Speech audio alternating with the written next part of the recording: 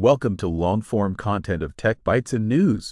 This is a compilation on latest news and articles featured on Hacker News. You can find the original links of articles in the description. Please like and subscribe to support future content. Hope you enjoy.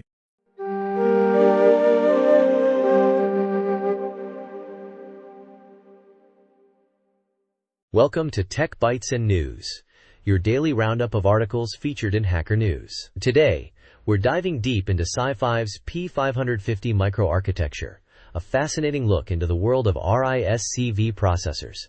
It's a really exciting development. Absolutely.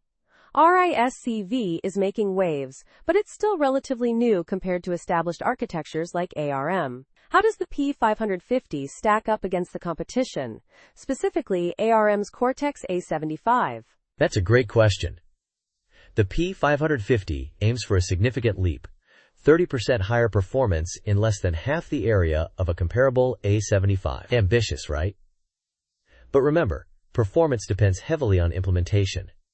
This analysis focuses on the S1EC7700X Society. So what are the key architectural differences that contribute to this claimed performance boost? Is it just clock speed? Not just clock speed. Both are 3 wide out-of-order cores, but the P550 boasts a 13-stage pipeline versus the A75's 11 to 13. The out-of-order execution is crucial for handling latency, a major bottleneck in modern CPUs. The P550 also has a larger branch history table, improving branch prediction. Interesting, so better branch prediction and a longer pipeline. What about cache performance? That's a huge factor in overall speed. You're spot on.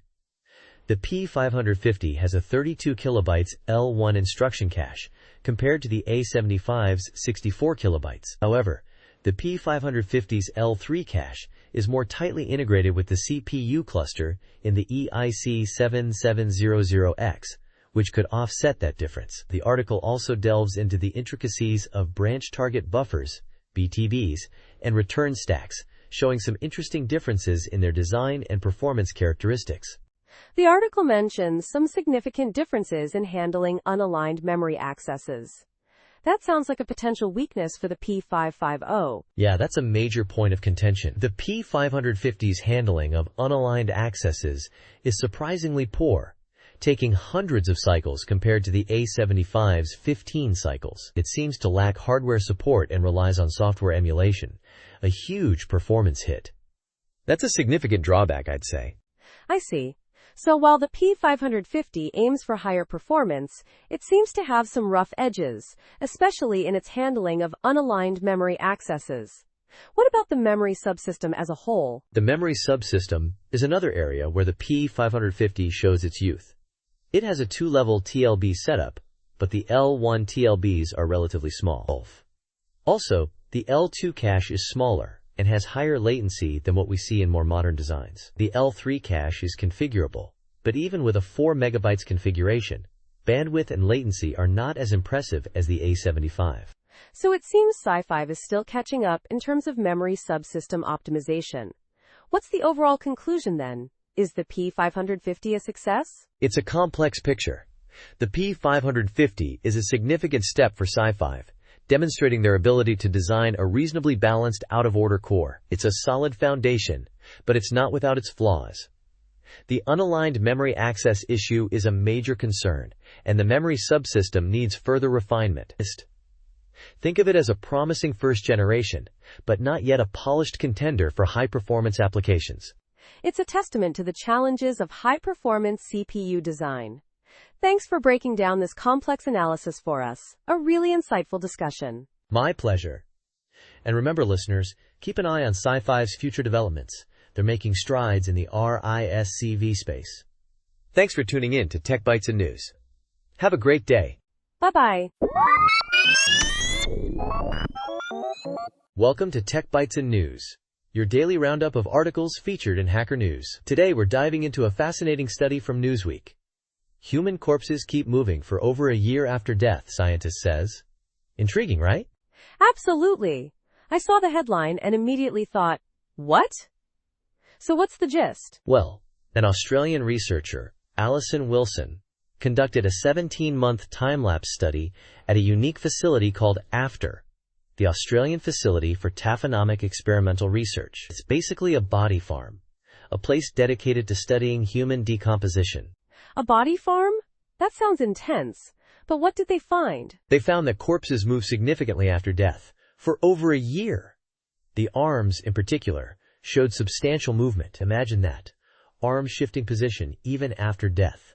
Whoa. What causes this movement? Is it some kind of paranormal activity? Haha, no ghosts involved. The research suggests it's due to the decomposition process itself. As the body mummifies, ligaments dry out and contract, causing parts of the body to shift. Gravity also plays a role, of course. So it's purely a physical process, driven by the natural changes in the body after death? That's still pretty wild. Exactly. And this has huge implications for forensic science. Estimating time of death becomes more complex when you factor in post-mortem movement. I can see that. If the body's position changes naturally, that could throw off estimations based on initial positioning. It's a significant factor to consider. Precisely. The study also highlights the importance of understanding the decomposition process in different climates. AFTER is the only facility of its kind in the Southern Hemisphere, so this research fills a crucial gap in our knowledge. So this AFTER facility, is it like top secret? I mean, the article mentions a secret location outside Sydney. Yeah, it's pretty hush-hush. I guess they need to maintain a certain level of discretion, you know? It's not exactly a tourist attraction. Definitely not. But the implications for solving crimes are huge, right? Helping determine the cause of death and time of death more accurately? Absolutely. Wilson even mentioned that this research can help give victims a voice by providing more accurate information for investigations. It's a powerful thought. It is. However, some experts quoted in the article, while acknowledging the study's intrigue, seemed a bit more cautious about its immediate impact on forensic investigations. They pointed out that these movements are relatively small and might not significantly alter existing investigative techniques. You're right. That's a valid point. The article mentions other factors, like insect activity, that can also influence body position. So, it's not a complete overhaul of forensic science, but definitely a valuable addition to our understanding. Right. It's more about refining existing methods and adding another layer of complexity to the already intricate process of death investigation. Fascinating stuff. Indeed. And it's a reminder of how much we still have to learn about the human body, even after death. This research is a significant step forward in forensic science and our understanding of decomposition. Thanks for joining us on Tech Bytes and News. We hope you found this discussion as captivating as we did. Goodbye for now. Bye-bye. Welcome to Tech Bytes and News, your daily roundup of articles featured in Hacker News. Today, we're diving into a fascinating discovery about Viking technology. Crampons. Who knew the Vikings were so ahead of their time? Exactly. I was surprised too. So what's the scoop on these Viking-era ice grips? Well, it turns out crampons weren't just a modern invention. Archaeological evidence shows they were used in Norway for over 1,000 years, dating back to the Viking Age, and even earlier in some cases. Wow, that's incredible. Were they similar to the ones we use today? Similar in function, yes, but with some design differences. Archaeologists have found various types: square ones, triangular ones, even star-shaped and ring-shaped designs. Now, they were typically made of metal spikes attached to leather straps that secured them to the shoes. And they were used by both people and horses? That's a detail I found particularly interesting. Precisely. The article mentions that horse crampons sometimes even predate the Viking Age, appearing as early as the 700s. This was before horseshoes were common, so ice grips were essential for traction on icy surfaces. So what about the shoes themselves? Were they designed for winter conditions? No, not really. A museum educator, Espen Kuchera, who recreates Viking Age footwear, points out that Viking and medieval shoes lacked the tread we see on modern winter boots here. He even tested a replica of a triangular crampon, and it worked perfectly, proving how crucial these ice grips were for safe winter travel. That's a really cool experiment. It makes the historical context so much clearer. But how common were these crampons? Were they only used by the elite? That's a great question. Initially, I thought they might have been limited to the wealthy, given the use of iron. But the article suggests otherwise. Archaeology professor Marianne Vedeler points out that while iron was expensive in the Viking Age, the amount needed for a crampon was minimal. Plus, the sheer number of crampon finds, over 150 in one museum database alone, suggests they were quite widespread. I see. So it seems like crampons were a pretty essential piece of winter gear for most people back then. It's amazing how much we can learn from these seemingly small artifacts. Absolutely. And the article even mentions a fully intact crampon found in Oslo, complete with its leather straps. A truly remarkable discovery. It's a testament to the ingenuity and practicality of Viking technology. It also highlights the importance of considering the everyday lives of ordinary people when studying history. It's not just about kings and battles, but also about the practical solutions people developed to navigate their environment. It really is. This research completely changes my perspective on Viking life. Thanks for sharing this fascinating story. My pleasure. And that's all the time we have for today's Tech Bytes and News. Thanks for listening, and we'll see you next time for another dose of tech and news. Goodbye. Bye-bye. Welcome to Tech Bytes and News, your daily roundup of articles featured in Hacker News. Today we're diving into IrisForge, a fascinating Python library for manipulating large language models. It's pretty wild, you know? Yeah, I saw the GitHub repo.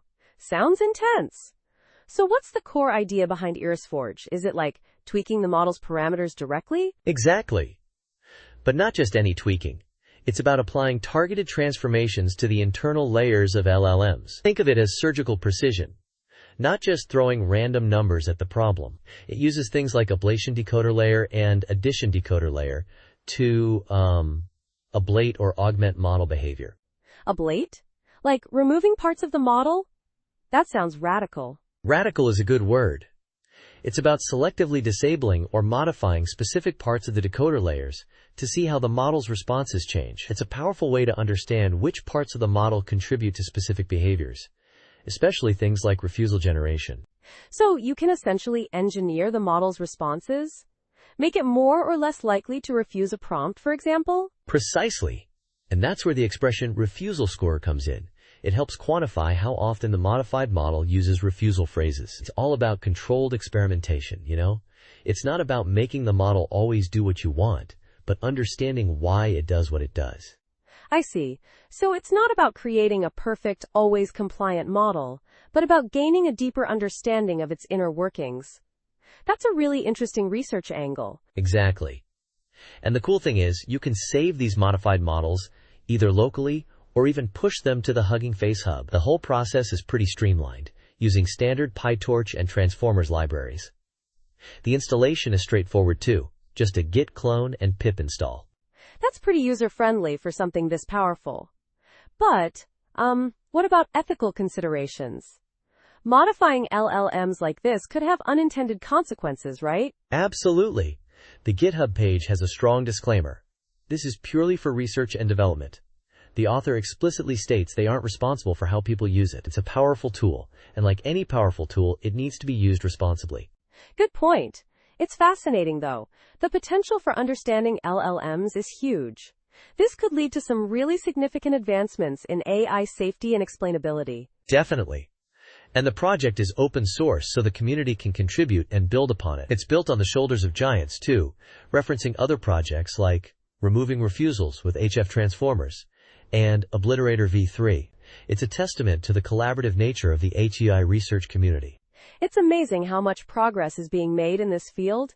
Thanks for breaking down IrisForge for us. My pleasure. And that's all the time we have for today's Tech Bytes and News. Thanks for listening, and we'll catch you next time. Goodbye. Bye-bye. Welcome to Tech Bytes and News, your daily roundup of articles featured in Hacker News. Today we're diving into a fascinating paper, a faster quantum Fourier transform. It's a game changer, really. The speed up is significant. Oh, I'm all ears. I've been following advancements in quantum computing closely. What's the core innovation here? Is it a completely new approach, or an optimization of existing methods? It's a clever optimization, but with huge implications. The quantum Fourier transform, QFT, a fundamental building block in many quantum algorithms. It's traditionally been quite computationally expensive. Right, the approximate QFT is usually theta n log n gates, and the exact one is a hefty theta n squared. That's a big bottleneck. Exactly. This paper presents a new algorithm that significantly reduces those costs. They achieve this by using a novel recursive approach, splitting the qubits into two partitions. Ingenious! Two partitions? Interesting. Could you elaborate on how that improves efficiency? I'm curious about the specifics of the recursion. Well, the details are quite intricate, involving clever manipulations of the QFT's matrix representation. But the key is that this recursive partitioning allows for a more efficient decomposition of the overall transformation. It's like a divide and conquer strategy, but on a quantum level. I see. So what are the resulting complexities? The numbers are what really matter here. Right. For the approximate QFT, they get a complexity of theta, n log n squared, using only theta, log n ancillas. And for the exact QFT, it's theta, n log n squared, requiring theta, n ancillas. A massive improvement over the traditional methods. Wow, that's a dramatic reduction. Especially the approximate QFT, that log n squared term is a significant win. But I'm a little hesitant about the claim of an exact QFT in theta, n log n squared. Isn't that still quite high? I mean, it's better than squared, but it's not quite linear. You're right to be cautious. It's a substantial improvement, but not a complete solution to the exact QFT problem. Further optimization is certainly possible. The authors acknowledge this and suggest future research directions. But even this improvement is a major step forward. Absolutely.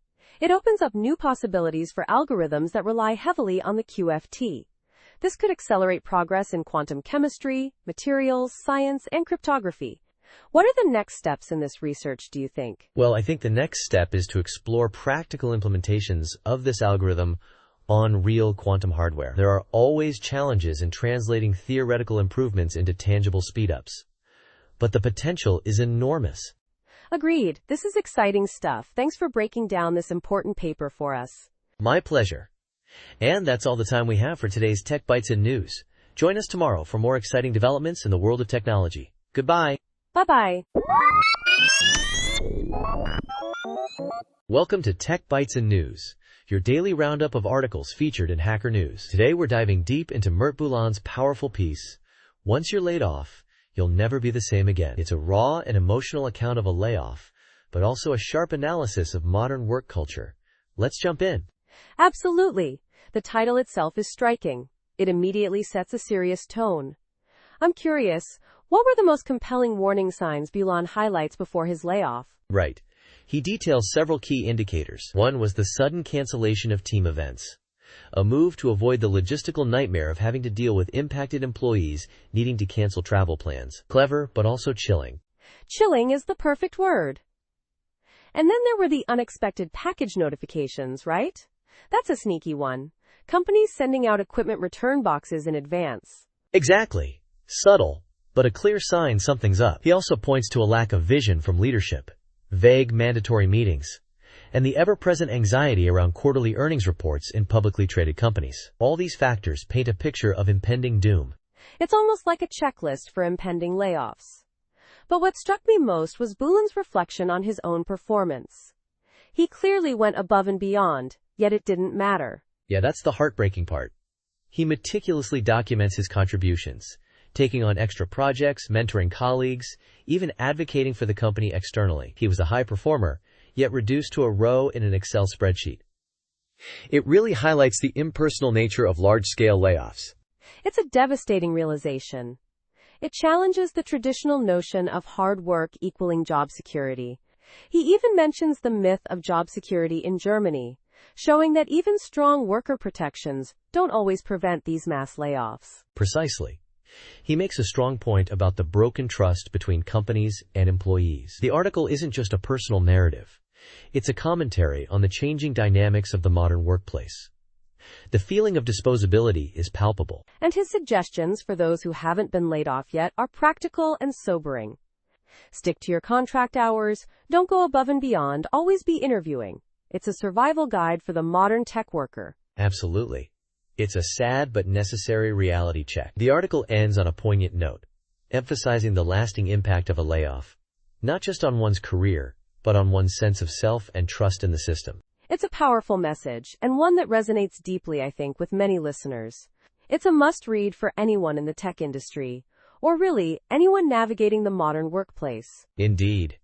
Thank you for joining us on Tech Bytes and News. We hope you found this discussion insightful. Until next time, goodbye. Bye-bye. Welcome to Tech Bytes and News, your daily roundup of articles featured in Hacker News. Today, we're diving into a truly remarkable story. Operation Leg, the incredible tale of Douglas Bader. Get ready, because this is one for the history books. Operation Leg? Sounds intriguing. Was it some kind of secret mission? I'm already hooked. It was, in a way. But not in the way you might think. It all centers around Douglas Bader, a Battle of Britain pilot who lost both legs in a plane crash. Incredibly, he was medically discharged, against his will, even after proving he could still fly with prosthetics. Wow, that's unbelievable. What happened next? Did he just give up? Absolutely not. The outbreak of World War II gave him a second chance. He petitioned the RAF, got reinstated, and flew with distinction. He even commanded a squadron, shooting down 67 German aircraft during the Battle of Britain. Amazing, right? Incredible. But how did he manage with no legs? That must have been incredibly difficult. It was. But he was a remarkably determined individual. He was known for advocating for the big wing formation, a controversial tactic at the time, but his skill and courage were undeniable.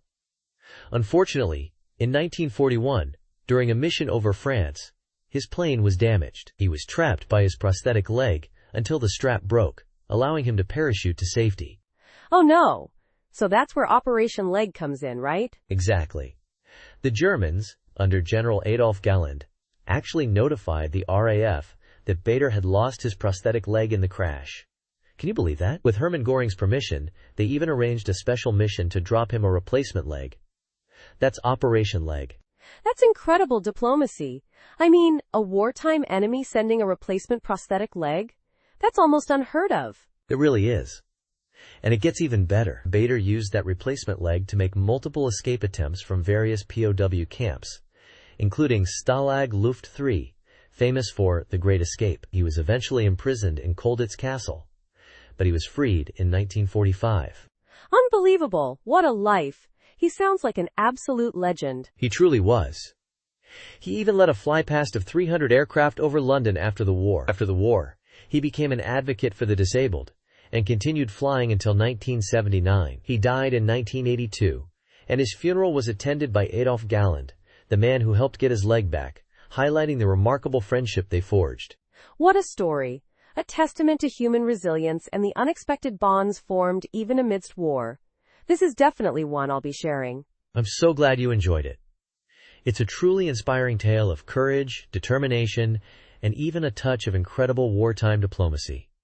Thanks for joining us on Tech Bytes and News. We hope you'll tune in again tomorrow for more fascinating stories. Goodbye. Bye-bye. Welcome to Tech Bytes and News, your daily roundup of articles featured in Hacker News. Today, we're diving into Mellow, a self-hosted personal music server. It's seriously cool for music collectors. Self-hosted? That sounds interesting. What makes it stand out from other music servers like Plex or Jellyfin? Yeah, it's all about the focus on the user experience for music collectors. Think really detailed metadata handling. It treats music videos as first-class citizens, identifies B-sides and rare tracks, and even detects duets and features automatically. Amazing! Wow, that's detailed. So it's not just about playing music, it's about organizing and presenting a comprehensive music collection? Exactly. It handles multiple versions of albums and songs, allowing for different releases and tracks without duplication. You can even filter songs exclusive to albums, which is fantastic for compilation lovers. I see. And what about the technical side? How does it handle different audio and video formats? It uses transcoding, so it supports virtually any format. Transcoding only happens if the browser doesn't support the file format directly, making it very efficient. Plus, it's incredibly flexible with metadata parsing, using embedded metadata or file names, or both. That's pretty impressive. So it's smart enough to pull metadata from various sources like Music Brains and Genius, right? Precisely. It even downloads lyrics. It's a complete package. But, it does require a bit of setup. You need a clean collection, ideally using something like iTunes or Beats, to prepare your music library first. Right, I'm guessing it's Docker-based, given the mention of Docker images in the documentation? You got it. It's distributed via Docker, so it should be relatively easy to deploy. Though, honestly, some familiarity with regular expressions might be helpful for the setup process. Okay, that's a fair point. So for someone who's not super tech-savvy, it might be a bit of a challenge, but for someone who appreciates a well-organized music collection, it seems worth the effort. Absolutely. And they're working on a public demo, so you can try it out before committing to the setup. It's got a GPL 3.0 license, so it's open source and actively developed, with a good number of commits and contributors. Check out the screenshots. The UI looks really slick. It does look good. And the fact that it's open source means the community can contribute and improve it further, which is always a plus. So overall, it seems like a powerful tool for serious music enthusiasts. Definitely. A fantastic option for anyone who wants more control and a more tailored experience than what commercial services offer. Thanks for joining us on Tech Bytes and News. We hope you enjoyed this deep dive into Mimelo. Have a great day. Bye-bye. Welcome to Tech Bytes and News, your daily roundup of articles featured in Hacker News. Today, we're diving into a fascinating and frankly troubling case from Cleveland, Ohio. It involves a murder investigation, a crucial piece of evidence, and the increasingly complex role of AI in law enforcement. The stakes are incredibly high. I'm already hooked. What's the core issue? Is it a question of AI accuracy or something more? It's both, actually. A murder victim, Blake Story, was found dead. Police used Clearview AI, a facial recognition program, to identify a suspect, Keon Tolbert. But here's the catch. Clearview explicitly states its results aren't admissible in court. Whoa. So they used inadmissible evidence to get a search warrant? That sounds like a major legal blunder. Exactly. The warrant led to the discovery of what police believe is the murder weapon. But because of the AI's questionable admissibility, a judge suppressed the evidence. The case is now potentially derailed. So the prosecution's case hinges on this one piece of evidence? That's incredibly risky reliance on a technology with such a disclaimer. Precisely. The prosecutors themselves admit that without the gun, their case is essentially lost. It's a devastating blow, especially for the victim's family. The father, Carlton Story, is understandably upset, but remains hopeful. This highlights a larger issue, doesn't it? The lack of oversight and regulation surrounding AI and law enforcement. It's the Wild West, as one expert put it. Absolutely. Ohio, and specifically Cleveland, lacks clear policies governing AI use by police. There's no training, no standardized procedures. The detective who used the Clearview AI report even admitted he hadn't read the disclaimer about admissibility. Unbelievable. That's shocking. So the judge's decision to suppress the evidence is a direct result of this lack of oversight and the police department's failure to follow basic procedures? Yes. The judge ruled that the AI identification was akin to an anonymous tip, insufficient for probable cause. The defense successfully argued the affidavit was misleading. The prosecution is appealing, but the odds seem stacked against them. It's a really sad situation.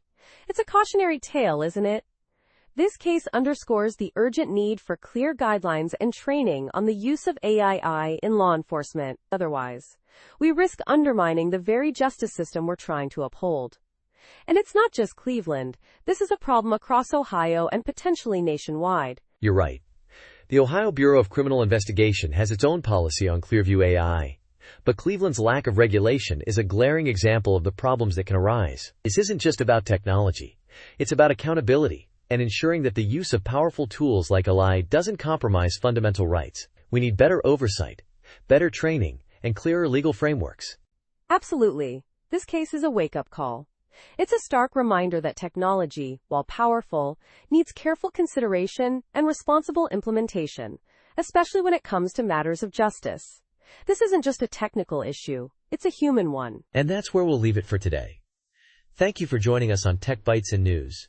We We hope this discussion has been insightful and thought-provoking. Remember to stay informed and engaged in the conversation about AI and its impact on our society. Have a great day, everyone. Goodbye. Bye-bye. Welcome to Tech Bytes and News, your daily roundup of articles featured in Hacker News. Today, we're diving into a significant development: the FTC's action against GoDaddy for allegedly lax data security. It's a big deal, folks. A big deal indeed. So what exactly did GoDaddy do wrong, and what's the FTC's response? I'm particularly interested in the technical aspects of their alleged failures. Right? The FTC alleges that GoDaddy, since 2018, failed to implement adequate security measures. We're talking about things like failing to properly inventory and manage assets, neglecting software updates, and not adequately assessing risks to their shared hosting services. It's a pretty serious indictment of their security practices. Wow, that's a long list of omissions. So, what were the consequences of these alleged failures? Did this lead to actual breaches? Absolutely. The FTC's complaint points to several major security breaches between 2019 and 2022. Bad actors gained unauthorized access, compromising customer websites and data. Consumers visiting these sites faced risks, including redirection to malicious websites. A nightmare scenario for anyone relying on GoDaddy. That's terrifying. And it sounds like GoDaddy wasn't exactly transparent about their security shortcomings, right? You got it. The FTC also alleges that GoDaddy misled customers, claiming they had reasonable security and compliance with the EU-US and Swiss-US Privacy Shield frameworks. This is a crucial point, because it highlights the deception involved. So misleading marketing on top of inadequate security. That's a double whammy. What's the FTC doing about it? The FTC's proposed order is pretty comprehensive. It prohibits GoDaddy from making further misrepresentations about their security and mandates the establishment of a robust information security program. Think of it as a complete security overhaul. They'll also need an independent third-party assessment, initially and then biennially, to ensure compliance. An independent assessment. That's a strong move by the FTC. It adds a layer of accountability, ensuring GoDaddy actually implements the necessary changes. But, is there any criticism of the FTC's action? Yes, Commissioner Holyoke concurred with the overall action but dissented on one specific count in the complaint. It's important to note that this highlights the complexity of the case and the nuances of the legal arguments involved. It's not a unanimous decision, which is something to keep in mind. I see. So this isn't just a slap on the wrist. It's a significant legal action with potential long-term implications for GoDaddy and the entire web hosting industry. It sets a precedent, doesn't it? Precisely. This case sends a strong message to other web hosting providers about the importance of robust security measures and transparent communication with customers. Neglecting security is not only ethically wrong, but also legally risky. This is a significant win for consumer protection. Absolutely. It's a wake-up call for the industry. Thanks for breaking down this complex story for us. This has been a really insightful discussion. My pleasure.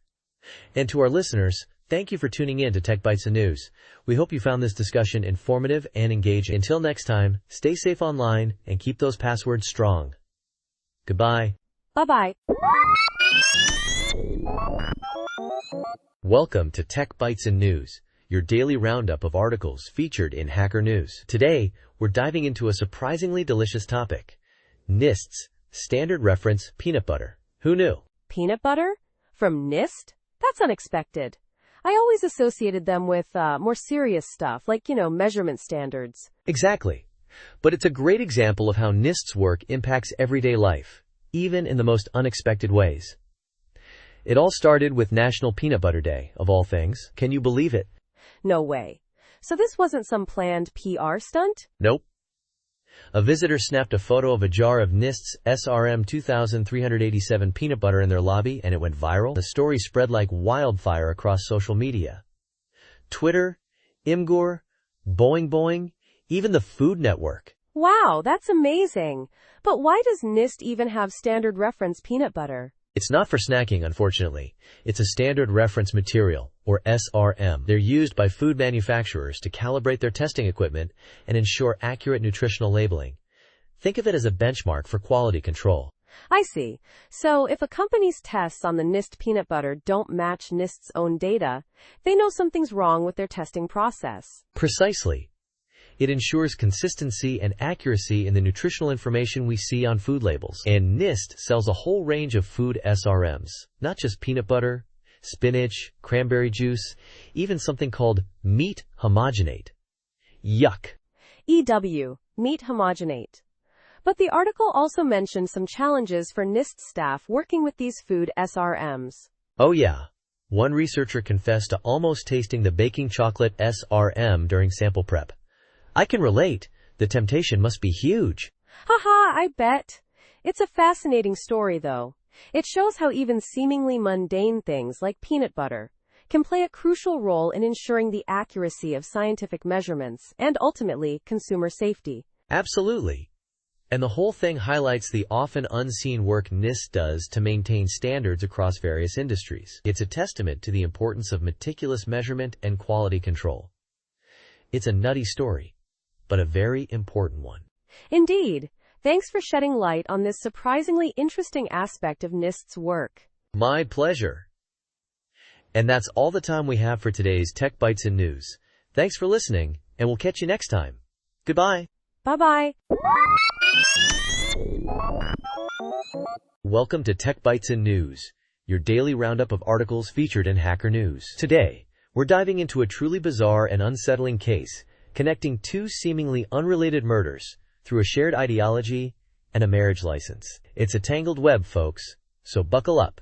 A marriage license. This sounds like the setup to a really bad true crime novel. What's the connection between the two killings? Right. Maximilian Snyder, a data scientist, and Teresa Youngblood, a computer science student, applied for a marriage license in Washington last November. Separately, Snyder's charged with the stabbing death of an 82-year-old landlord in Vallejo, California, and Youngblood's charged with the shooting death of a Border Patrol agent in Vermont. Crazy, right? Unbelievable. What's the common thread? A shared motive? That's where it gets even weirder. Both seem to be connected to a fringe group, self-described as vegan Sith, with ties to violence. Police records and social media posts point to this Zizian ideology, originating in the Bay Area. It's a radical offshoot of the rationalist movement, but with a seriously dark twist. Vegan Sith? That's a new one. What are their beliefs? Are we talking Star Wars cosplay gone wrong? Not exactly. It's more complex than that. They seem to take rationalist ideas, particularly timeless decision theory, to extreme, almost nihilistic conclusions. They believe human decisions and their effects are mathematically quantifiable, but they twist it into justifications for violence.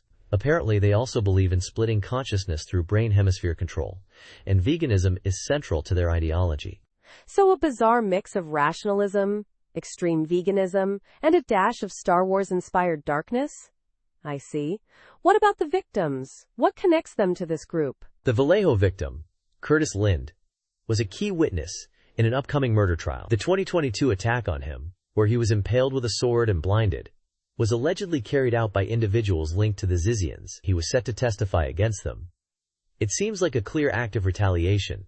And the Border Patrol agent, how does he fit into this? That's still unclear. The connection is less direct. The prosecution alleges Youngblood had frequent contact with a person of interest in the Vallejo homicide investigation. It's a complex case, with many moving parts. The Vermont shooting seems more opportunistic, possibly a chance encounter that escalated. So, the marriage license is just a coincidence? A strange coincidence, but a coincidence nonetheless? It's certainly a striking detail, adding to the overall strangeness. It suggests a level of planning or coordination, but the exact nature of their relationship and its role in the events remains unclear. More investigation is needed. This whole thing is incredibly disturbing. The level of violence, the bizarre ideology. It's chilling. What's the current status of the investigations? Both Snyder and Youngblood are in custody. Snyder's awaiting his first court appearance, and Youngblood faces federal charges. The investigations are ongoing, and it's likely we'll learn more about the Zizians and the extent of their involvement in these crimes.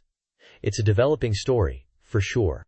It certainly is. This case highlights the dangers of extreme ideologies and the unpredictable consequences of online radicalization.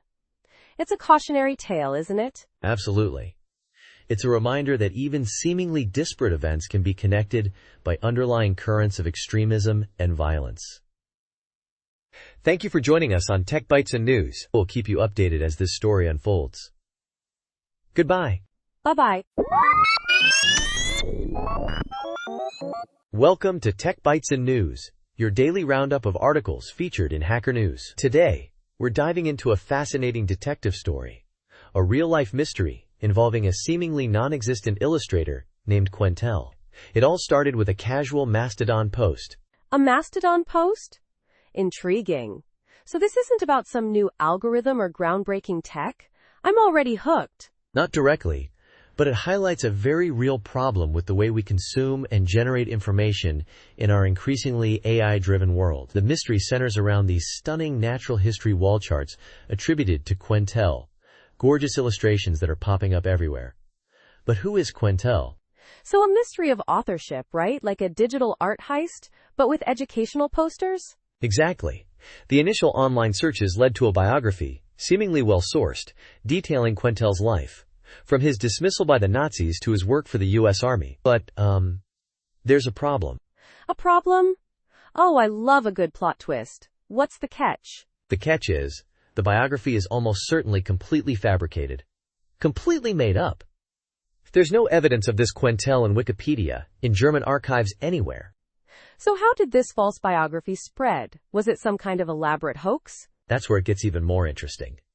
The author of the blog post traced the false biography back to a single website selling the posters. It seems they may have used an LLM, a large language model like ChatGPT, to generate the biography. The LLM, lacking sufficient information, essentially hallucinated a plausible-sounding but entirely false history. An LLM creating a fake person? That's unsettling. So it's not a deliberate hoax, but an accidental one? A byproduct of AI's limitations? Precisely. It's a cautionary tale about the ease with which misinformation can spread, especially when amplified by AI. The author even found other suspiciously generated biographies on the same website, highlighting the scale of the problem. So, the Quentel biography is a digital ghost story, a testament to the power of AI to create convincing but ultimately false narratives? I see. Interesting. Exactly. And it's not just about one website. The false biography even made its way onto Mastodon, showing how quickly these things can spread. The author even contacted the person who originally shared the false information, and it turned out she'd gotten it from the same source, the website with the fabricated biography. This is a chilling example of how easily AI can generate convincing misinformation. It's like a digital wildfire, spreading falsehoods faster than we can verify them. It really is. The blog post ends with a plea for a more critical approach to online information, a call for better fact-checking, and a greater awareness of AI's limitations. We need to be more discerning consumers of information, especially in this age of readily available, easily generated content. Absolutely, it's a wake-up call. We need to be more critical thinkers, more aware of the potential for AI-generated misinformation. This Quentel case is a perfect illustration of that. Thanks for sharing this fascinating story. You're welcome.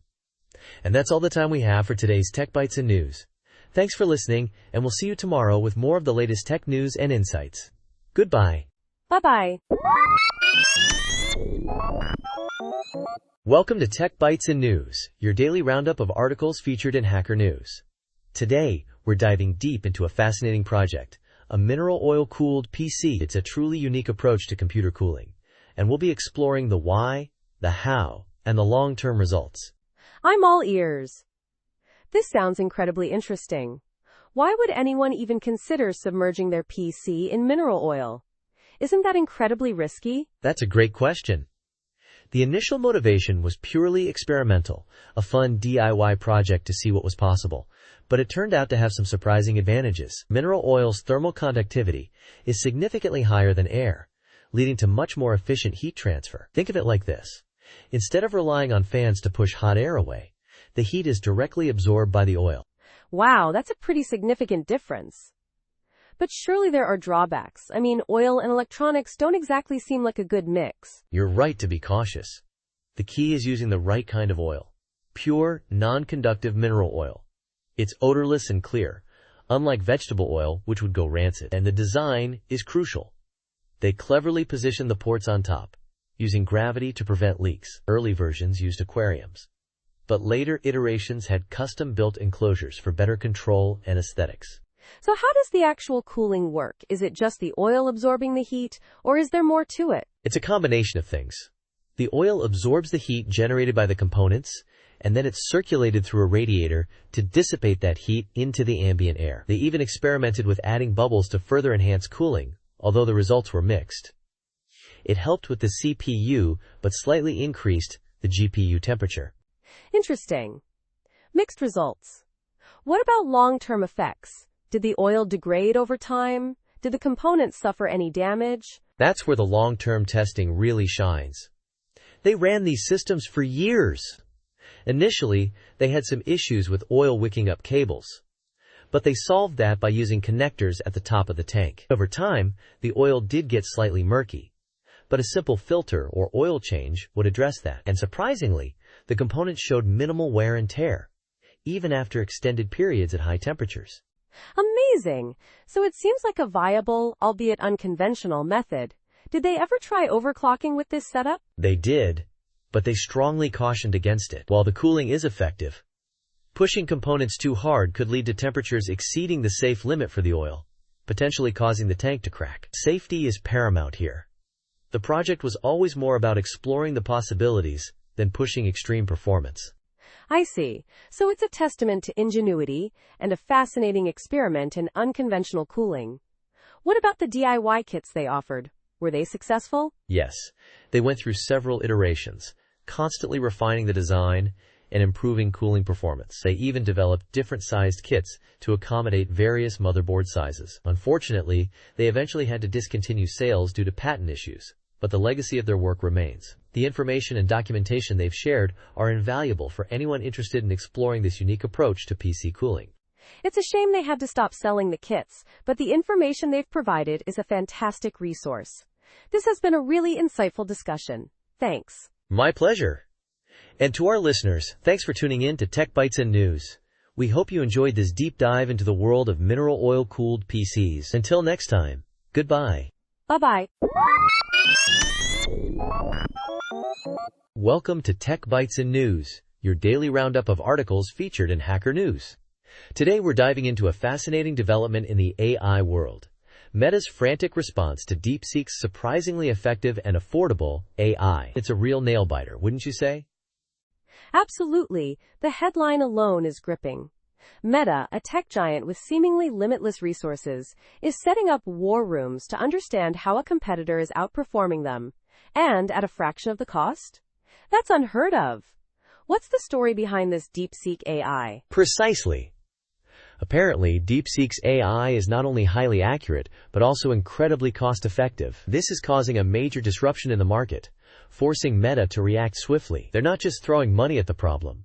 They're mobilizing entire teams, creating these war rooms to dissect DeepSeek's technology and figure out their competitive advantage. It's a classic David versus Goliath story, but with algorithms instead of slingshots. So what are the potential reasons behind DeepSeek's success? Is it a revolutionary new algorithm, a clever optimization strategy, or something else entirely? It's a real puzzle, isn't it? That's the million-dollar question. The article doesn't go into the specifics of DeepSeek's technology, which is probably what makes it so intriguing. The mystery is part of the story. It could be anything from a novel approach to training data to a more efficient architecture, or maybe they've discovered a hidden shortcut that everyone else missed. It's a testament to the unpredictable nature of innovation. It's also a bit unsettling, isn't it? A relatively unknown company potentially surpassing Meta in AI capabilities is a significant development. It highlights the rapid pace of advancement in this field and the potential for unexpected breakthroughs. It makes you wonder what other hidden players are out there. Exactly. It's a wake-up call for the established players.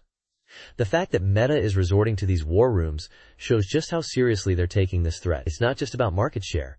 It's about maintaining their technological leadership. This whole situation underscores the intense competition and rapid innovation within the AI-GAN landscape. It's a thrilling time to be watching, this unfolding drama. I completely agree. The speed at which DeepSeek has seemingly overtaken the giants is remarkable. It really emphasizes the importance of agility and innovation in the tech world. It's not just about having the most resources. It's about having the right ideas and the ability to execute them effectively. This is a game changer, no doubt. And the cost-effectiveness aspect is particularly noteworthy. If DeepSeek can achieve comparable or even superior results at a fraction of the cost, that's a game changer in itself. It suggests a potential shift in the economics of AI development, making it more accessible to smaller companies and potentially democratizing the field. This could lead to a more diverse and competitive AI ecosystem. That's a very insightful point. The implications are far-reaching. It could lead to a wave of innovation from smaller players, challenging the dominance of the big tech companies. It's a fascinating development to watch, and I'm eager to see how this story unfolds. This is a really exciting time for AI. Indeed. It's a thrilling time for AI, and this DeepSeek story is a perfect example of the unexpected twists and turns that this field can throw at us. Thanks for joining us on Tech Bytes and News. We hope you enjoyed this deep dive into the world of AI. Goodbye, and keep innovating. Bye-bye. Welcome to Tech Bytes and News, your daily roundup of articles featured in Hacker News. Today, we're diving into a wild tale of an afternoon project gone spectacularly wrong, and the lessons learned along the way. It's a story of AI, hardware hacking, and the humbling reality of software development. Get ready for some laughs and some serious tech talk. I'm already hooked. So what's the core problem this developer tackled? It all started with DeskThang, a device designed to improve focus by providing important notifications without the distractions of a phone. Think a smart desk gadget that shows GitLab pipeline status via an RGB LED and a small display. Ambitious, right? Sounds cool. But what went wrong? Was it the hardware? Oh, the hardware was mostly fine, surprisingly. The real drama unfolded with the software. He wanted to use Zig, a relatively new systems programming language, to send image data over USB to a Raspberry Pi Pico. And that's where the AI came in. Ah, the AI. So it was an AI-assisted project? What kind of AI tools were used? He used a whole harem of AI tools. ChatGPT, Claude, and even Clenline. He was really trying to AI max his way through this. Initially, it seemed to work. But then, the problems started piling up. I see. Interesting. What were the main issues? The biggest problem was buffer conflicts. The USB communication wasn't as clean as he expected. The same buffer was used for logging and image transfer, leading to data corruption. It was like a chaotic spaghetti fight in the buffer. That sounds frustrating. So he tried to fix it with more AI? Exactly. He had Claude generate documentation on packets, checksums, and state machines. But here's where things went truly sideways. The AI started making changes that broke other parts of the code. It was like having an intern with super fast Google skills but no understanding of context. Oh no, so the AI became more of a hindrance than a help? Absolutely. The code became a tangled mess. He learned a valuable lesson. AI is a tool, not a co-pilot. It's great for generating ideas, but you need to be firmly in the driver's seat. That's a crucial point. What other lessons did he learn? He learned that friction forces focus. Using AI directly in the editor was too easy, leading to a lack of control. He also realized that mistakes teach better than shortcuts. Relying on AI to fix things prevented him from truly understanding the underlying concepts. And finally, patience beats hubris. He was overly optimistic about finishing the project quickly. So what's the status of DeskThang now? It's currently shelved. He's taking a step back, learning Zig properly, and planning a rewrite. He's even going old school, writing documentation by hand. That's a wise approach. It sounds like a cautionary tale for anyone relying too heavily on AI. Absolutely. It highlights the importance of understanding the fundamentals and maintaining control over your projects. Thanks for joining us on Tech Bytes and News. We hope you enjoyed this wild ride through the world of AI-assisted development. Until next time, stay curious and code responsibly. Goodbye. Bye-bye. Welcome to Tech Bytes and News, your daily roundup of articles featured in Hacker News. Today, we're diving into Hetty, a revolutionary approach to textual programming designed to make learning code accessible and fun for everyone. It's a game changer. I've heard whispers about Hedi. What makes it so different from other programming languages like Python, which, let's face it, can be a bit intimidating for beginners? Absolutely. The key is threefold: multilingual support, a gradual learning curve, and a classroom-focused design. Imagine learning to code in your native tongue. That's Hedi's first big win. They currently support 47 languages. Wow, 47 languages. That's incredible. So, no more struggling with English-only keywords? Exactly.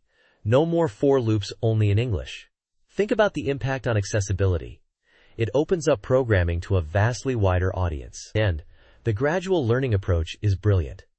They introduce concepts one at a time, building complexity slowly, unlike Python, which throws you in the deep end. That's a smart pedagogical approach. It avoids overwhelming beginners with too much syntax at once. So it's like learning to ride a bike with training wheels, then gradually removing them? Precisely. A scientifically proven method. And the classroom focus is equally impressive. They offer built-in lesson plans, allowing teachers to customize the learning experience. It's truly designed for educational settings. I see, but doesn't this simplification limit the power or capabilities of the language? Could it be too basic for more advanced concepts? That's a valid concern. However, Hedi isn't just about basic programming. It's surprisingly versatile.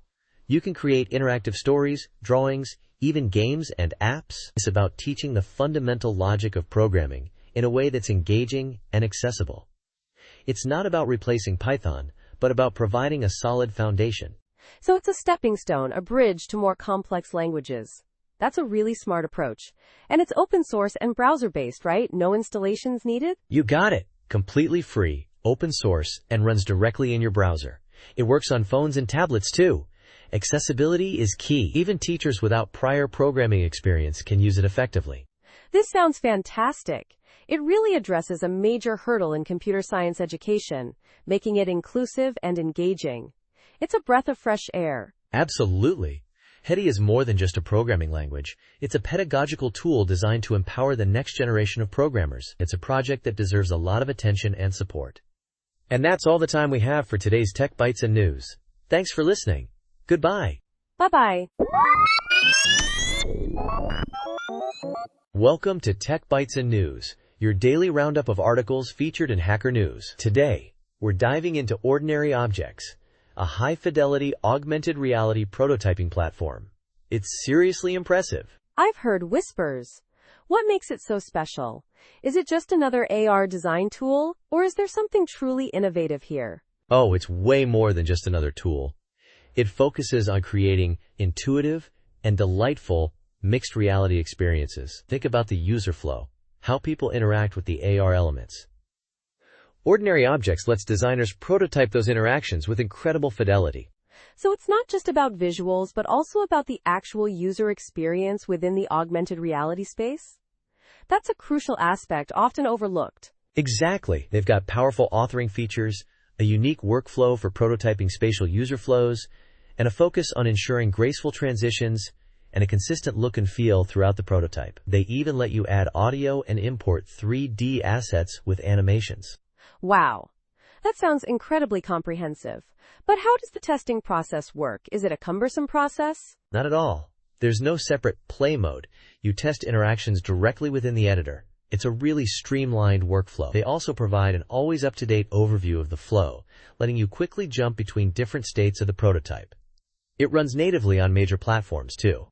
That's clever. Direct interaction testing sounds incredibly efficient. I'm curious about the collaboration features.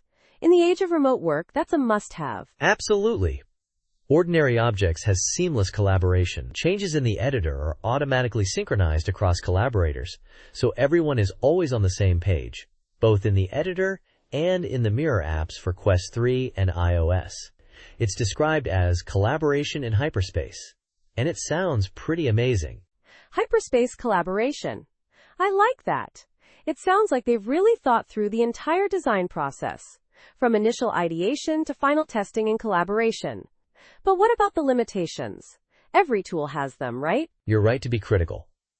While they boast incredible features, The platform's success will depend on the adoption rate and the ongoing development of features. The current focus seems to be on high-fidelity prototyping, so perhaps more advanced features for deployment and broader AR/VR support might be needed in the future. But for prototyping, it seems exceptional.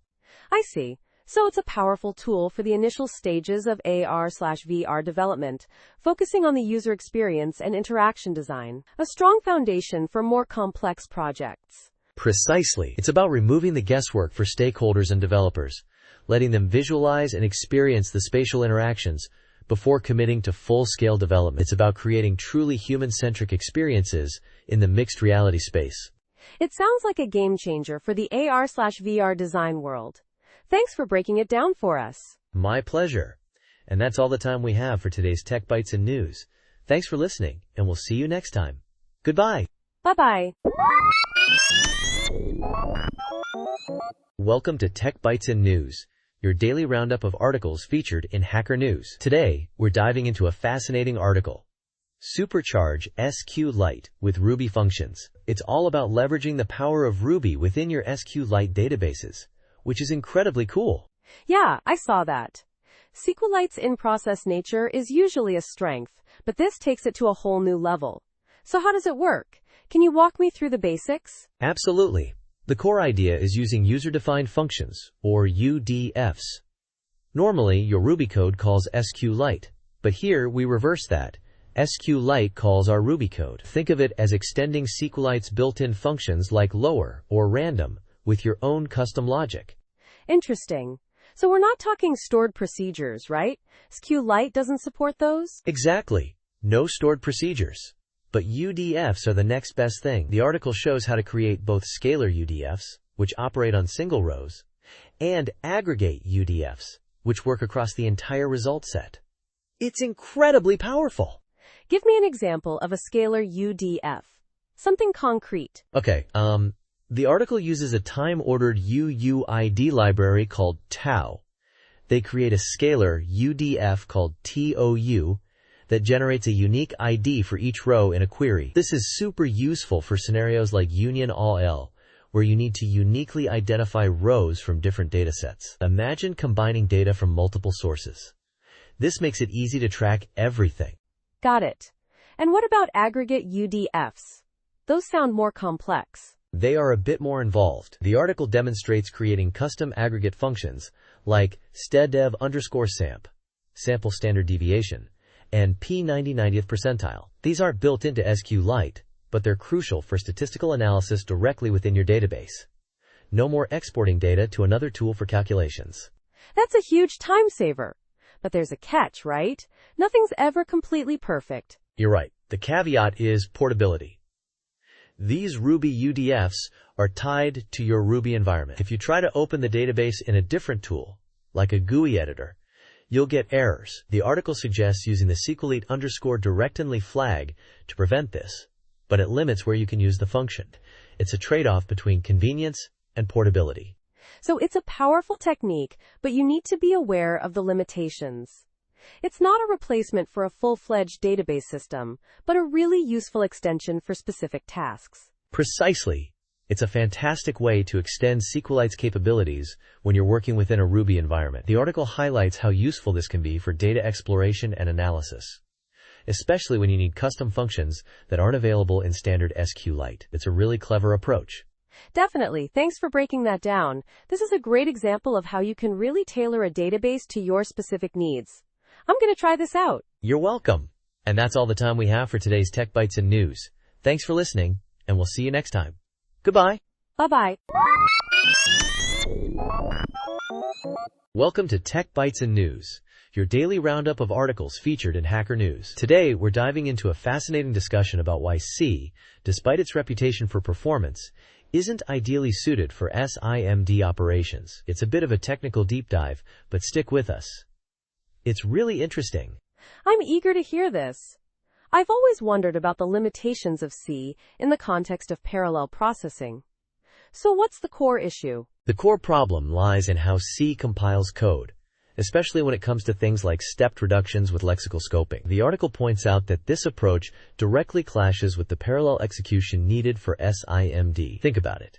SIMD is all about doing the same operation on multiple data points simultaneously. Right, parallel processing. But how does C's compilation get in the way? Is it something to do with function calls? Exactly. The article uses the sigmoid function as an example. You'd think you could just vectorize the express function, right? But in C, calling a function like express involves a context switch, breaking the flow of parallel execution. The SIMD instructions can't just seamlessly operate on the results of the function call. It's like trying to assemble a car on an assembly line, but every time you need a part, you have to stop the whole line and go get it individually. Inefficient, right? So function calls are the bottleneck? That makes sense. But what about other languages? How do they handle this? That's where the discussion gets really interesting. The author contrasts C's approach with functional languages like Haskell. In Haskell, a function like sum isn't just a block of code. It's an entity understood within the compiler's context. This allows for much more flexibility and optimization, especially when it comes to inlining and avoiding the overhead of function calls. It's a completely different paradigm. So Haskell's compiler essentially knows more about the function and can optimize it better for SIMD? That's a significant difference. Precisely. In C, map2 can't rely on 2 as a simple sequence of assembly instructions. It has to treat it as a separate entity, much like Haskell handles sum, which limits the compiler's ability to optimize for SIMD. It's a fundamental difference in how the languages and their compilers work. It sounds like the elegance of C's compilation model, while efficient in many ways, becomes a hindrance when dealing with the complexities of SIMD. It's a trade-off, I guess. Absolutely. The article suggests that array languages are naturally better suited for SIMD because they inherently express parallel calculations more directly. Perhaps there are better compilation methods or data structures that could bridge this gap in C. But as it stands, it's a significant limitation. The author even mentions that OS X provides specific vectorized functions like vfloat-vex-pf to work around this issue, highlighting the problem's significance. So it's not that C can't do SIMD, but it's not its strength, and it requires workarounds. It's a compelling argument. Thanks for breaking this down. My pleasure. It's a complex topic, but understanding these fundamental differences in language design and compilation is crucial for writing truly high-performance code. And that's all the time we have for today's Tech Bytes and News. Join us tomorrow for another exciting deep dive into the world of technology. Goodbye. Bye-bye. Welcome to Tech Bytes and News, your daily roundup of articles featured in Hacker News. Today we're diving into a neat trick using tree sitters in NeoVim to highlight bash scripts embedded within Lua configuration files. It's all about enhancing code readability, you know? Ooh, sounds interesting. So the core problem is that the author has Lua code with bash scripts inside strings, right? And they want better syntax highlighting for those embedded scripts? Exactly. The author uses a tool called Mare2 to manage packages across different systems. The configuration is in Lua, but the actual package installation steps are bash scripts within the Lua configuration. A bit messy for readability, wouldn't you say? Absolutely. Makes debugging and maintenance a nightmare. So how does TreeSitter solve this? TreeSitter's magic lies in its ability to parse code and build an abstract syntax tree. This allows it to understand the structure of the Lua code, even the nested bash scripts within strings. It's not just simple text matching, it's a deep understanding of the code's grammar. I see. So they're not just highlighting based on the delimiters, but actually parsing the content inside those delimiters as bash? Precisely. The key is the TreeSitter injection. They create a query. It's basically a pattern matching rule written in a Lisp-like language that specifically targets fields named script containing string values. When it finds a match, it tells TreeSitter to highlight that string content using bash syntax highlighting. That's clever. So the query essentially says, find a field named script. If its value is a string, treat the string's content as bash code. I'm curious about the practical implementation. How does one actually set up this injection? Good question. The setup involves installing TreeSitter in NeoVim using a plugin manager like Packer. Then, you define which languages TreeSitter should support, including Lua, Bash, and others relevant to your project. The crucial part is creating the injection query file. This file, written in a custom query language, tells TreeSitter how to identify and highlight the bash code within the Lua. And this query file goes where exactly? Is it a global setting or per project? It's placed in a specific directory within your NeoVim configuration. .config/nvim/queries/injections.scm. The part specifies the file type, in this case Lua, so TreeSitter knows when to apply the injection. It's specific to the file type, not global. So it's a very targeted approach. This is really elegant.